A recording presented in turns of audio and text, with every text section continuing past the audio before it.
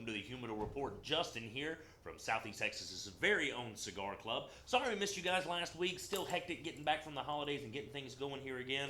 But fortunately, the fact that we have missed a little time with you guys, that means we got all kind of cool stuff that we haven't introduced you to yet. So we got a number of good episodes coming up for you guys here real soon.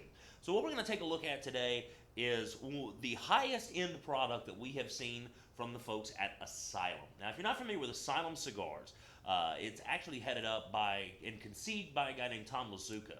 Tom Lazuka works with Christian Eiroa, and Christian is the guy that used to own Camacho, now has Eiroa. His father has Aladino, if you're familiar with any of those brands.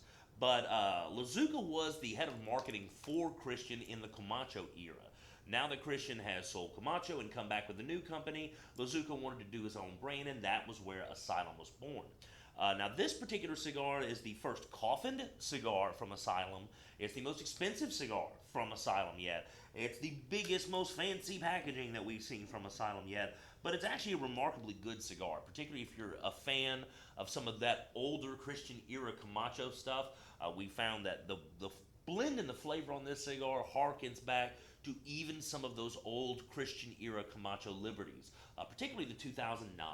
Is what our consensus seems to be. This reminds us of the 2009 Liberty, with maybe a little bit more Corojo. But you have a Nicaraguan Habano wrapper on this, and your filler and binder are both Honduran, which is a little unusual for Asylum because they tend to stick to puros, whether it's a Honduran puro or a Nicaraguan puro.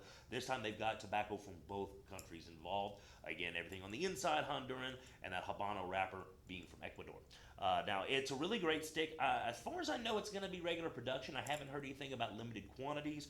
Usually when you see something individually coffined and in big fancy boxes like this, it's going to be one that even if it's not a set number of limited production, it might be one that you periodically have to wait to see more in stock.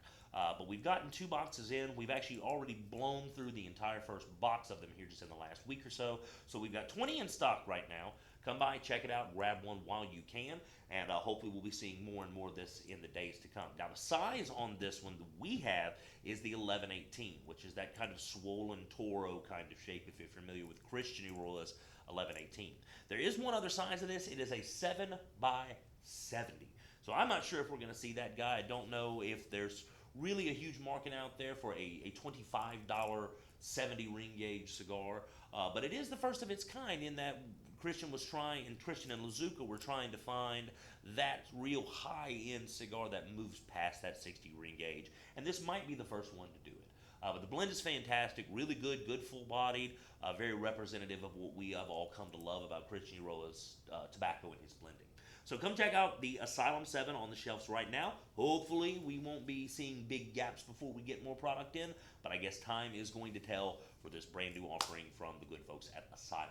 So that's going to wrap it up for this week's edition. We got some cool new stuff on the way for you, so be sure to stay tuned. Check us out every Wednesday right here at 3 p.m. for the next episode of your favorite Southeast Texas-based cigar web series. And until that time, I'm Justin, and we'll see you at the club.